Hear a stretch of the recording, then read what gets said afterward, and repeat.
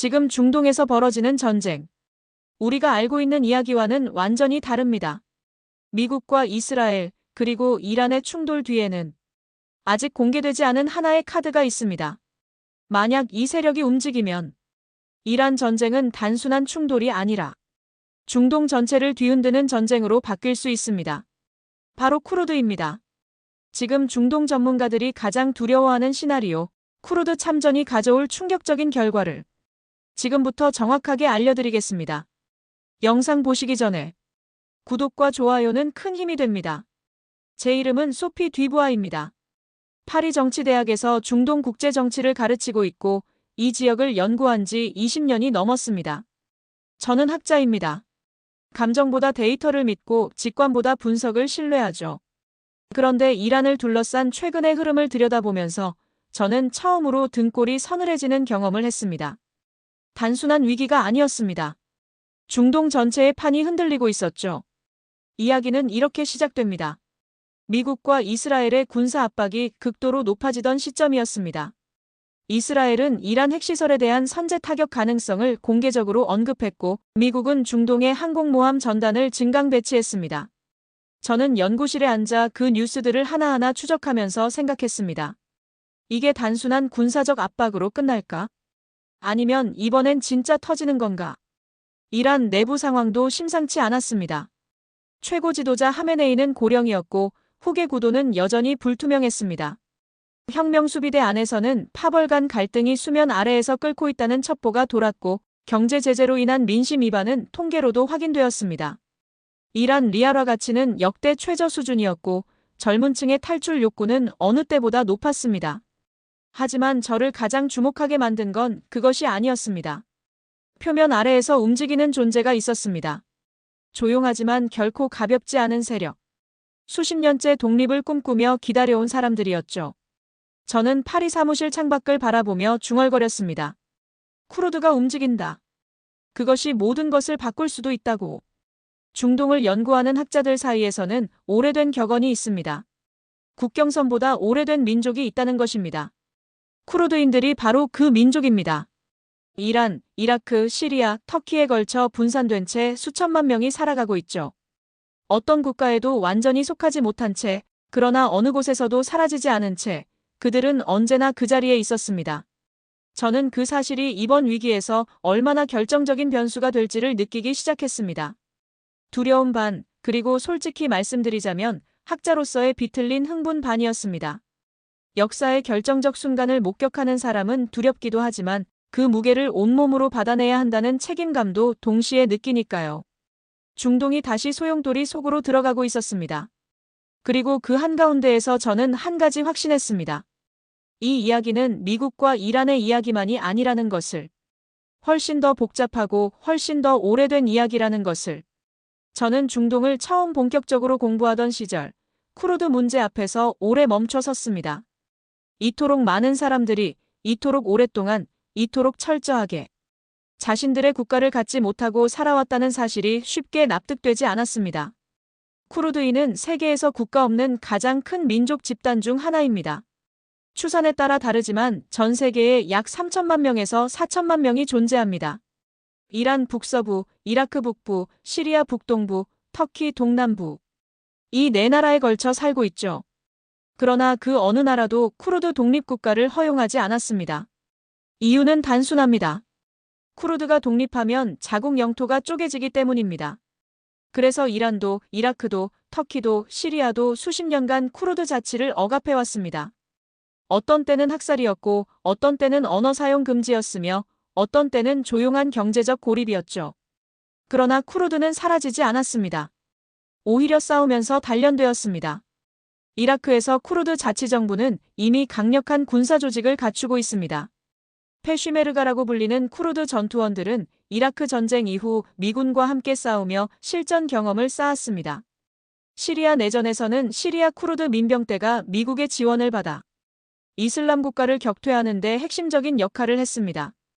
국제사회는 그들의 전투력을 인정했습니다. 저는 제네바에서 열린 한 국제안보 세미나에서 쿠르드 출신 전직 군사전략가와 마주 앉아 이야기를 나눈 적이 있습니다. 그 전략가의 이름은 아리안 살레였습니다. 아리안 살레는 커피잔을 내려놓으며 담담하게 말했습니다. 우리는 기다리는 법을 배웠습니다. 언제 싸워야 하는지, 언제 기다려야 하는지. 그 판단이 우리의 생존이었죠. 저는 그 말이 오랫동안 머릿속에서 떠나지 않았습니다. 기다리는 법을 배운 사람들. 그 기다림이 지금 끝나가고 있다면 그것이 의미하는 바는 무엇일까? 이란 내부에는 약 1,000만 명에 달하는 쿠르드계 이란인이 있습니다. 이란 정부는 오랫동안 이들을 강하게 억압해왔습니다. 쿠르드 언어 교육 금지, 문화 행사 제한, 쿠르드 분리주의 활동에 대한 극형. 그러나 억압은 저항을 낳았고 저항은 조직을 낳았습니다. 이란 쿠르드 무장 조직들은 이라크 북부를 거점으로 이미 수십 년째 활동을 이어오고 있었습니다. 그들은 무기가 있었고 훈련된 인원이 있었으며 무엇보다도 기다리던 순간을 알아볼 눈이 있었습니다. 이란 정권이 흔들리는 바로 그 순간이 그들에게는 반세기 만의 기회가 될 수 있었습니다. 저는 그 가능성 앞에서 분석가의 냉정함을 유지하려 했지만 솔직히 쉽지 않았습니다. 역사는 언제나 이런 순간에 갈라지기 시작하니까요. 이란 신정체제는 겉에서 보면 단단해 보입니다. 최고 지도자를 중심으로 혁명수비대, 사법부, 의회가 촘촘하게 얽혀있고 종교 이데올로기가 그 전체를 하나로 묶고 있죠. 수십 년간 미국의 압박을 버텨왔고 제재 속에서도 핵 개발을 포기하지 않았습니다. 하지만 저는 오래전부터 이 체제의 균열을 추적해왔습니다. 균열은 늘 내부에서 시작되거든요. 이란의 경제는 이미 한계에 달해 있었습니다. 국제 제재로 인한 수출 차단, 천정부지의 물가, 실업난. 특히 이란 청년 세대의 불만은 폭발 직전이었습니다. 저는 이란 내부에서 나오는 소셜미디어 게시물들을 모아놓은 연구 자료를 분석하면서 그 온도를 직접 느꼈습니다. 단순한 경제 불만이 아니었습니다. 체제 자체에 대한 근본적인 거부감이었죠. 거기에 더해 권력 정점에서의 공백이 생기고 있었습니다. 하메네이의 건강이 악화되고 후계 구도 경쟁이 혁명 수비대 내부에서 수면 위로 오르기 시작했습니다. 권력은 진공 상태를 싫어합니다. 그리고 진공이 생기는 순간 가장 준비된 자가 그 공간을 채우려 달려듭니다. 역사를 보면 패턴이 있습니다. 중앙 권력이 흔들릴 때 변방의 세력이 가장 빠르게 반응합니다. 소련이 해체될 때 발트 3국이 제일 먼저 독립을 선언했죠. 유고슬라비아가 분열될 때 슬로베니아가 가장 먼저 움직였습니다. 그들은 기다리고 있었던 겁니다. 중앙이 약해지는 바로 그 순간을. 이란의 쿠르드 세력도 그 패턴을 알고 있었습니다. 이란 서북부 쿠르디스탄 지역은 지형 자체가 전략적입니다. 산악 지형이 복잡하게 얽혀 있고 이라크 쿠르드 자치지역과 국경을 접하고 있습니다. 군사 행동에 유리한 지형이고 병참 루트 확보도 상대적으로 용이합니다. 이란 군대가 다른 지역에서 전선을 형성하고 있는 사이 이 지역이 빠르게 불안정해질 수 있다는 것은 중동 전문가들 사이에서 공공연한 분석이었습니다. 저는 한 국방연구소 동료인 마르코 페란테에게 이 시나리오를 이야기했습니다. 마르코 페란테는 잠시 침묵했다가 말했습니다. 쿠르드는 전략적으로 가장 유리한 타이밍을 선택할 것입니다. 이란이 외부 공격을 받고 내부가 혼란한 그 순간, 그 타이밍을 놓치지 않을 겁니다. 저는 고개를 끄덕였습니다. 그건 분석이 아니라 거의 확신에 가까웠죠. 전투 경험을 가진 조직, 이미 확보된 무기와 인력, 수십 년간 축적된 자치 행정 경험. 쿠르드 세력은 이란 북서부에서 빠르게 통제권을 확장할 수 있는 모든 조건을 갖추고 있었습니다. 문제는 그 다음이었습니다. 쿠르드가 움직이는 순간 또 다른 거대한 힘이 반응하기 때문입니다. 그것은 이란이 아니었습니다. 터키를 이해하지 못하면 쿠르드 문제를 절반밖에 이해하지 못합니다. 저는 학생들에게 항상 그렇게 말합니다. 터키의 대외 정책을 들여다보면 딱 하나의 일관된 레드라인이 있습니다. 쿠르드 독립국가 혹은 그에 준하는 자치 세력의 팽창입니다. 터키는 자국 내에 약 1,500만 명에서 2,000만 명의 쿠르드계 인구를 보유하고 있습니다. 수십 년간 터키 정부와 쿠르드 무장 조직인 쿠르디스탄 노동자당 사이의 내전은 2만 명 이상의 사망자를 낳았습니다. 터키 국민들에게 쿠르드 분리주의는 추상적인 외교 이슈가 아닙니다. 피와 폭탄과 함께 기억되는 실존적 위협입니다. 그렇기 때문에 터키는 이란 북서부에서 쿠르드 세력이 확대되는 상황을 절대로 용납하지 않습니다. 단순히 외교적 우려를 표명하는 수준이 아닙니다. 터키는 이미 그 선례를 만들어 왔습니다. 시리아 내전 당시를 떠올려보면 명확해집니다. 시리아 쿠르드 민병대가 북시리아에서 세력을 확장하자 터키는 주저없이 국경을 넘어 군사작전을 감행했습니다. 유프라테스 방패작전, 올리브 나무까지 작전, 평화의 샘 작전. 이름은 평화로웠지만 내용은 명백한 국경 침공이었습니다. 터키는 북아틀란틱 조약기구 회원국임에도 미국의 반대를 무시하고 독자 행동을 택했습니다. 이라크에서도 마찬가지였습니다. 터키는 이라크 북부, 특히 이라크 쿠르드 자치구 인접 지역에서 쿠르디스탄 노동자당 거점을 공격하는 월경 작전을 수차례 진행했습니다.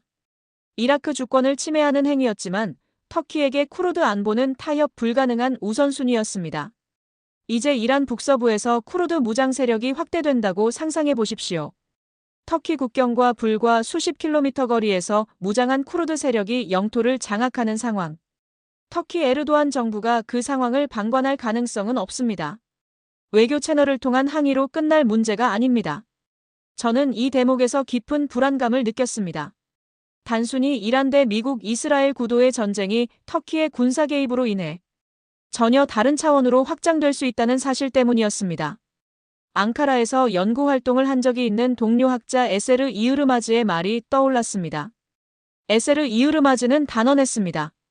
터키에게 쿠르드 팽창은 핵무기와 같습니다.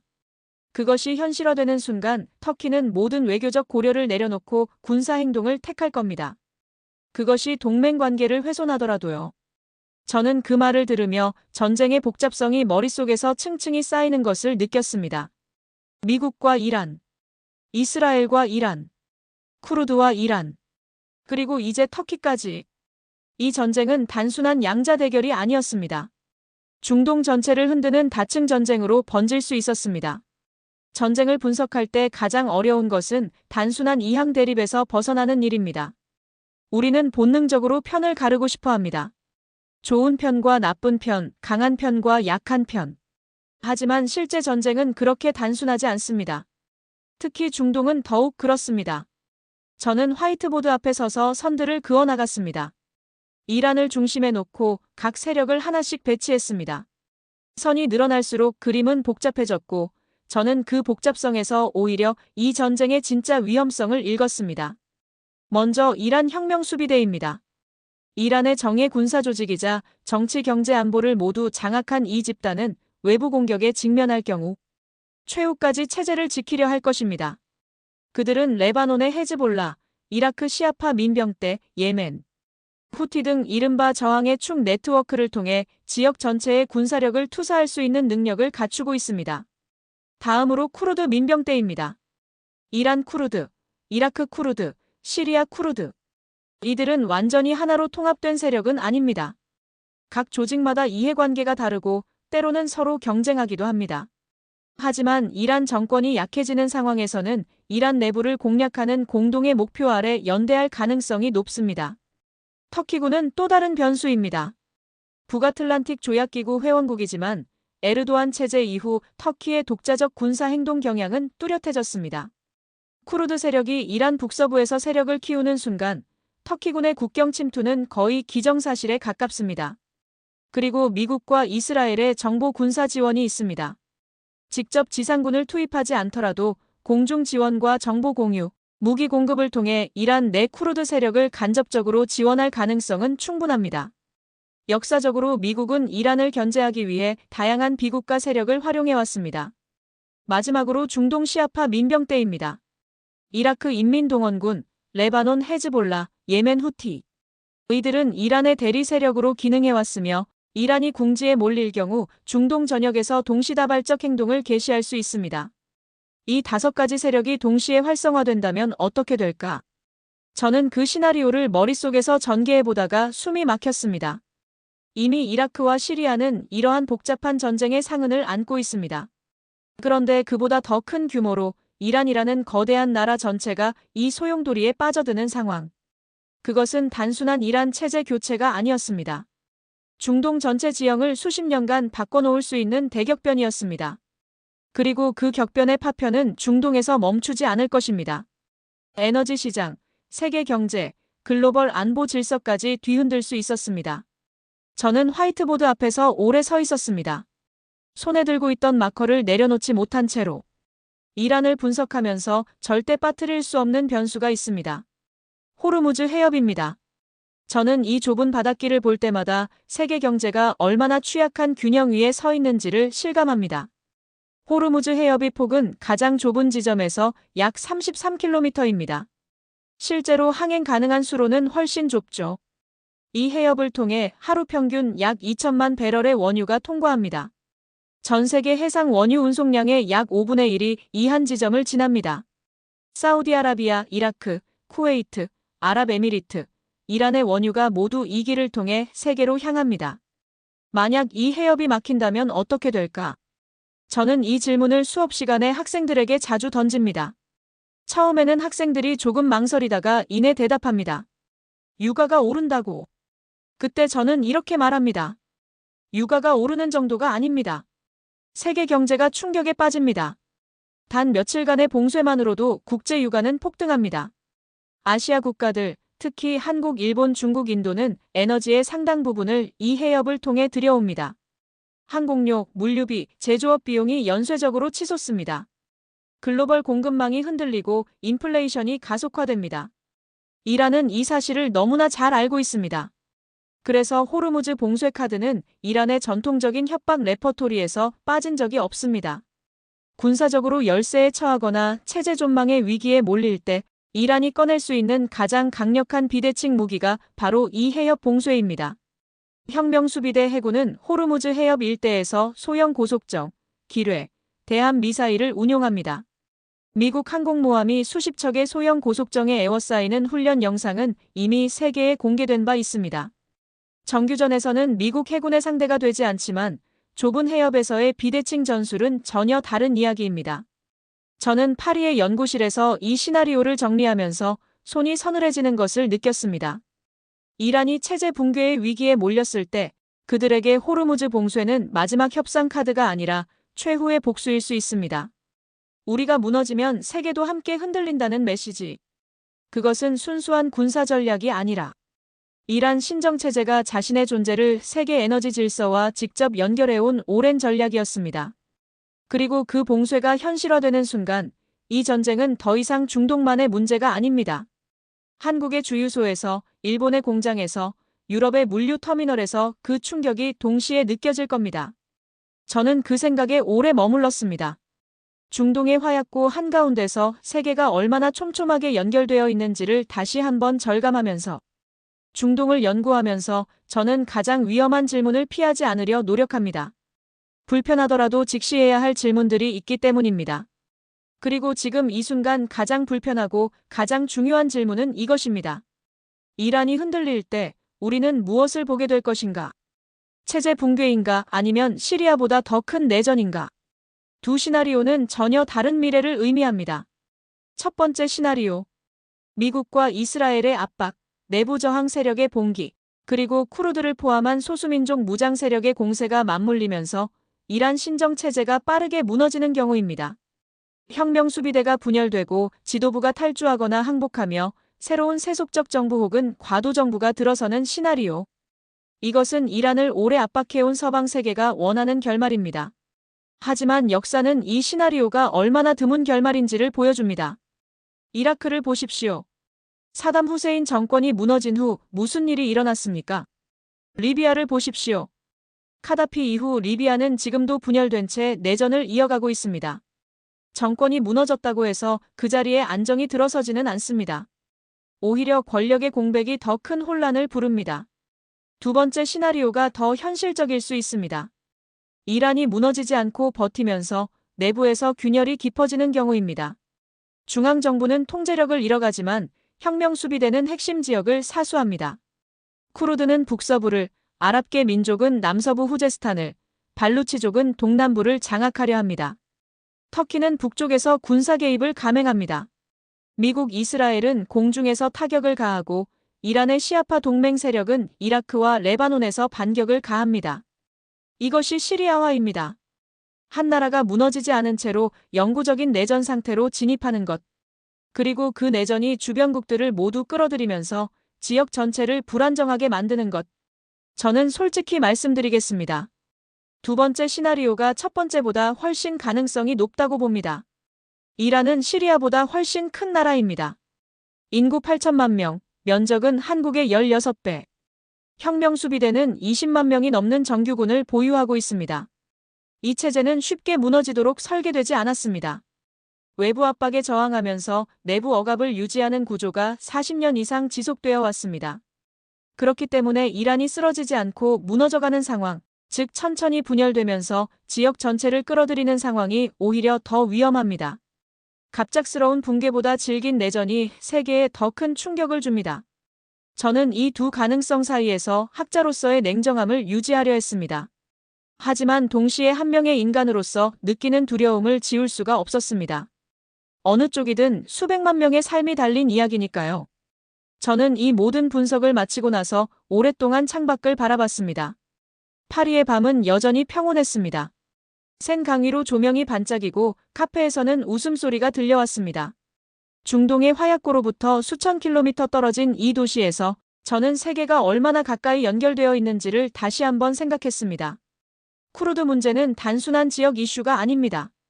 그것은 중동의 오래된 상처이자 현대 국제 질서가 그 상처를 어떻게 방치해왔는지를 보여주는 증거이기도 합니다. 1차 세계대전 이후 열린 세부르 조약에서 쿠르드인들은 독립국가를 약속받았습니다. 그러나 그 약속은 지켜지지 않았습니다. 터키의 저항, 열강의 이해 충돌, 식민지적 국경 재편 속에서 쿠르드는 지도 위에서 지워졌습니다. 그 이후 100년 동안 쿠르드인들은 분열된 채로, 억압받은 채로, 그러나 사라지지 않은 채로 살아왔습니다. 그들이 이제 다시 움직이려 하고 있습니다. 저는 이 상황이 단순히 지정학적 계산으로만 이해될 수 있다고 생각하지 않습니다. 물론 전략이 있고 타이밍이 있고 동맹의 이해관계가 있습니다. 하지만 그 이면에는 100년 가까이 억눌려온 민족의 열망이 있습니다. 그 열망이 폭발할 때 그것은 단순한 군사분쟁이 아니라 역사의 복수가 됩니다. 저는 이 분석을 발표할 때마다 같은 질문을 받습니다. 그래서 결국 어떻게 될 것 같냐고. 저는 항상 같은 대답을 합니다. 확신하는 사람을 조심하라고. 이 지역은 전문가들의 예측을 수십 년 동안 비웃어왔습니다. 하지만 제가 확신하는 것이 하나 있습니다. 쿠르드가 움직이기 시작하면 이 전쟁은 단순한 구도로 끝나지 않는다는 것입니다. 미국 대 이란, 이스라엘 대 이란. 이 익숙한 프레임 아래에서 전혀 다른 층위의 전쟁이 동시에 진행될 것입니다.